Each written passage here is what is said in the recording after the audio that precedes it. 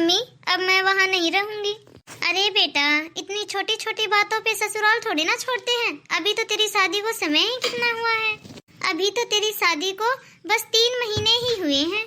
अभी तुम्हें उनको समझने में और उनको तुम्हें समझने में थोड़ा समय लगेगा बेटा। थोड़ा एडजस्ट करना सीख बेटा। हाँ दीदी, मम्मी जी सही बोल रहे हैं। ससुराल में एडजस्ट होने में थोड़ा समय लगेगा दीदी, लेकिन आप टेंशन मत करो, सब ठीक हो जाएगा। अब मैं आपके लिए गरम गरम नाश्ता बना के लेके आती हूँ, तब तक आप हाथ मुंह धो के फ्रेश हो जाओ। ठीक है भाभी, आप बना दो चाय, तब तक मैं हाथ मुंह धो के फ्रेश हो जाती हूँ। ठीक है दीदी। और अब तुम चिंता मत करो बेटा। ठीक है मम्मी। और अब छोटी मोटी बातें तो चलती ही रहती हैं। जा अब हाथ मुंह धो के फ्रेश हो जा। ठीक है मम्मी, मैं अभी आती हूँ। अब पता नहीं ये छोटी बात है या फिर सच में कोई बड़ी बात है। हेलो, हाँ बोलो। पागल हो गए हो क्या? क्या गाड़ी? बिल्कुल भी नहीं बोलने वाली मैं अपने मायके वालों को गाड़ी के लिए। पहले ही मेरी शादी में मेरे बाप और मेरे भाई ने अपनी हैसियत से बढ़ के दहेज दिया है। क्या तुम्हारे पास गाड़ी नहीं है जो कि मैं अपने माँ बाप से बोलूं? नहीं, बिल्कुल भी नहीं बोलने वाली मैं अपने घर वालों को गाड़ी के लिए। और यदि ऐसी ही बात है ना, तो मैं वापस इस घर में नहीं आने वाली। हे भगवान, ये कैसी बात कर रहे हैं? मेरे ससुराल वाले ना बिल्कुल नहीं सुधरने वाले। इनका पेट कभी नहीं भरने वाला।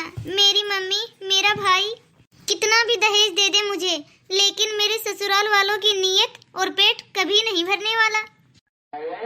अब तो मुझे मम्मी से बात करनी ही पड़ेगी सीधी सीधी। मम्मी, अरे बेटा, मैं अभी बस तुम्हारे पास ही आ रही थी।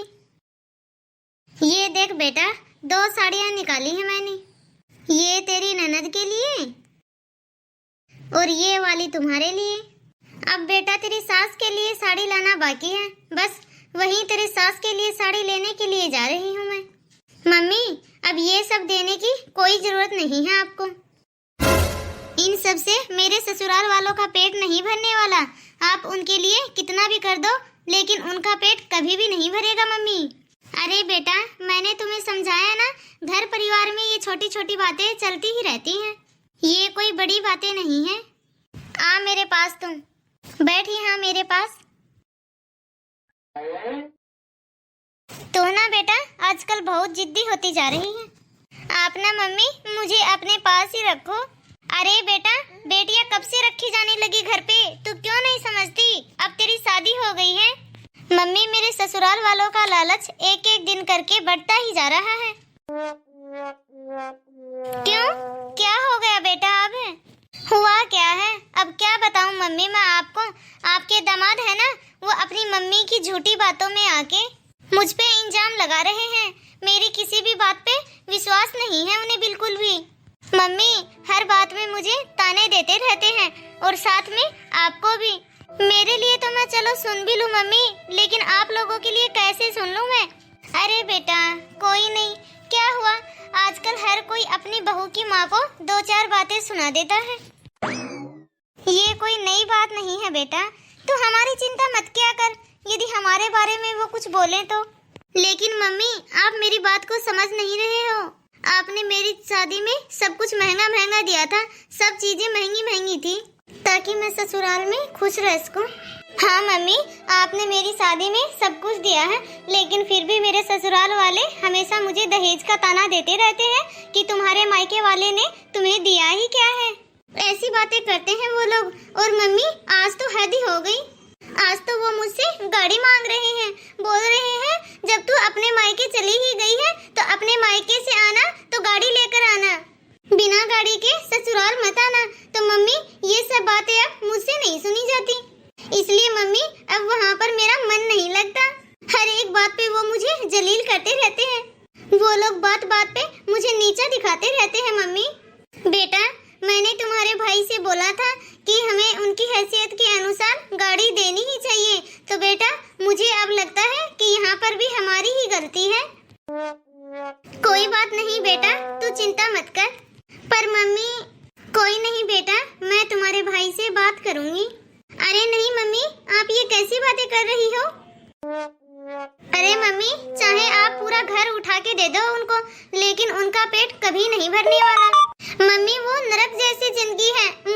घर में वापस नहीं जाना, मुझे बिल्कुल भी नहीं जाना मम्मी वहाँ। अब मैं बहुत थक गई हूँ इन 3 महीनों में ही। मैं अपनी बातों की सफाई दे दे के थक गई हूँ मम्मी। अब मुझसे और बर्दाश्त नहीं होता मम्मी। मैं आप पर बोझ नहीं बनूंगी मम्मी, मैं खुद कमा के खा लूंगी मम्मी। पर आप प्लीज मम्मी मुझे उस घर में दोबारा वापस नहीं भेजना। अरे तुम ये कैसी बातें कर रही हो बेटा? हर एक औरत किसी न किसी रूप में, किसी न किसी रिश्ते में बहुत कुछ बर्दाश्त करती है। और बेटा अब तो तुम्हारा नसीब है, अब वही तुम्हारा ससुराल है, अब वही तुम्हारा असली घर है बेटा। अब तुम्हारे नसीब में ही ऐसा ससुराल लिखा है, तो मैं क्या ही कर सकती हूँ बेटा। मम्मी सब नसीब बदला जा सकता है, एक बार मुझे दोबारा जिंदगी जीने का मौका तो देकर देखो मम्मी।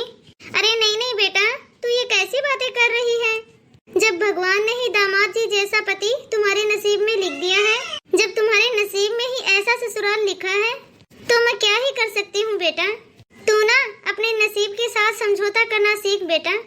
तुम्हारी जोड़ी भगवान ने बनाई है बेटा, अब उसे कोई नहीं तोड़ सकता। अब तेरे नसीब में ऐसा ही पति है तो उसी के साथ में रहना तू सीख जा बेटा। और थोड़े ही समय में देखना बेटा सब कुछ ठीक हो जाएगा। और थोड़े ही समय में देखना बेटा सब कुछ ठीक हो जाएगा। यदि ऐसा वैसा कुछ हो जाएगा ना बेटा, तो तुझे नहीं पता समाज में कितनी ज्यादा बेइज्जती होती है। देखना बेटा समाज में हमारी कितनी बातें होंगी, कितनी थू-थू होगी हमारी समाज में, फिर सब लोग हमारी ही बातें करेंगे बेटा। अरे मम्मी समाज का क्या है, लोग तो 4 दिन बातें करेंगे फिर सब अपने आप ही चुप हो जाएंगे मम्मी। लेकिन लोगों की 4 दिन की बातों के लिए मेरी पूरी जिंदगी खराब मत करो मम्मी। आप मुझे तो समझो मम्मी। बेटा मैं बहुत अच्छे से समझ रही हूँ और मैं तुम्हें भी समझा रही हूँ, और तुम मेरी बात को भी अच्छे से समझ बेटा। एक गाड़ी की ही तो छोटी सी बात है और उसके लिए ही तू अपना रिश्ता तोड़ रही है। मैं तुम्हारे भाई से बात करती हूँ गाड़ी के लिए, और तुम्हारे ससुराल वालों को गाड़ी दे देते हैं बेटा। ठीक है बेटा। मम्मी आप ना समाज के लिए अपनी बेटे की आहुति मत दो। बेटे को ना मम्मी नसीब के सहारे नहीं छोड़ा जाता। मैं अंदर बैठ के आप दोनों की सारी बातें सुन रहा था। जो भी बात हुई है आप दोनों में, मैंने आप दोनों की वो सारी बातें सुनी है मम्मी। मेरा वो दोस्त है ना रोहित, उसको तो आप जानते ही हो ना मम्मी। उसकी बहन की शादी अभी 1 साल पहले ही हुई थी। आपको याद हो तो मम्मी उसकी शादी में हम लोग लखनऊ गए थे। हाँ बेटा हाँ। वो भी ना मम्मी अपने ससुराल में बहुत दुखी रहती थी। उसने कई बार मेरे दोस्त मोहित को भी बोला और अपनी मम्मी को भी बताया कि वो अपने ससुराल में बिल्कुल भी खुश नहीं है, बहुत तंग है वो अपने ससुराल में। लेकिन किसी ने उसकी एक भी नहीं सुनी। आखिर में उसने मौत को गले लगाना ही सही समझा। मैंने मोहित को बहुत बार समझाया था कि अपनी बहन को वापस ले आओ, लेकिन वो भी ना समाज के डर से कुछ भी नहीं कर पाए। वो भी ना मम्मी ऐसे ही बोलते थे कि तेरे नसीब में ऐसा ही ससुराल है, तो हम क्या करें। लेकिन मम्मी जब बेटियों को ना मायके या ससुराल में से कहीं भी जगह नहीं मिलती है ना, तो उन्हें मौत ही सही लगती है। और मैं ना मम्मी अपनी बहन की आहुति नहीं देने दूंगा आपको। और एक बात सोचो मम्मी, आप इस समय ना पूनम को हमारी बहुत ही जरूरत है। यदि हम ही इसका साथ नहीं देंगे तो फिर इसका साथ और कौन देगा मम्मी। हाँ बेटा बिल्कुल सही कह रहा है तुम। समाज का डर मुझ पे इतना हैवी हो गया था ना कि मैं अपनी बेटी का दुख दर्द ही भूल गई थी। भाड़ में जाए ऐसी इज्जत जो कि बेटियों को उसकी कीमत अपने आंसुओं से या फिर अपनी जान से चुकानी पड़े। और पूनम बेटा तू ना मुझे माफ कर दे, तेरा भाई सही बोल रहा है कि बेटियां ना नसीब के भरोसे नहीं छोड़ी जाती। कभी कभी हम लोग जल्दबाजी में ना ऐसा रिश्ता बना बैठते हैं जो कि पूरी तरह कामयाब नहीं होता, लेकिन उस समय उस रिश्ते को तोड़ देना ही सही फैसला होता है। और बेटा अब मैं ना तुम्हें नसीब के भरोसे नहीं छोड़ूंगी। अब बेटा मैं ना नया नसीब लिखने में तुम्हारा साथ दूंगी। अब ना बेटा तो इस घर में पहले की तरह हमारे साथ ही हंसी खुशी रहेगी।